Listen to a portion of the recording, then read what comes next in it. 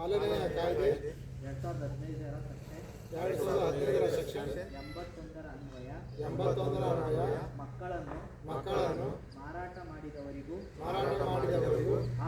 ಹಾಗೂ ಮಕ್ಕಳನ್ನು ಕೊಂಡುಕೊಳ್ಳುವವರಿಗೆ 5 ವರ್ಷಗಳ ಕಠಿಣ ಕಾರಾಗೃಹ ಶಿಕ್ಷೆ ಹಾಗೂ ರು 1 ಲಕ್ಷ ದಂಡವನ್ನು ವಿಧಿಸಬಹುದು. ಒಂದು ವೇಳೆ ಅಂತಹ ಪ್ರಕರಣಗಳಲ್ಲಿ ಆಸ್ಪತ್ರೆಯ ಸಿಬ್ಬಂದಿಯವರು ಶಾಮೀಲಾಗಿದ್ದಲ್ಲಿ 7 ವರ್ಷಗಳ ಕಠಿಣ ಕಾರಾಗೃಹ ಶಿಕ್ಷೆಯನ್ನು ವಿಧಿಸಲು ಅವಕಾಶ ಕಲ್ಪಿಸಲಾಗಿದೆ.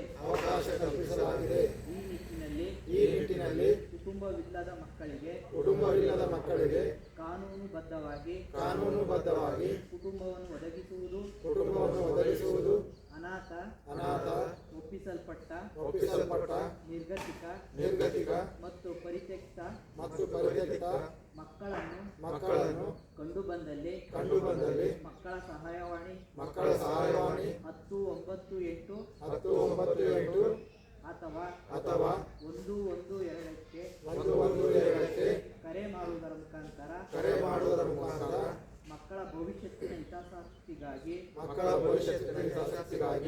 ಎಲ್ಲರೂ ಕೈ ಜೋಡಿಸಿ ಮಕ್ಕಳನ್ನು ಅನಾಥ ಪ್ರಜ್ಞೆಯಿಂದ ಕಾಪಾಡುವುದರೊಂದಿಗೆ ತಾಯ್ತನದ ಹಂಬಲವನ್ನು ನೀಗಿಸೋಣ ಎಂದು ಈ ಮೂಲಕ ಪ್ರತಿಜ್ಞೆ ಮಾಡುತ್ತೇನೆ.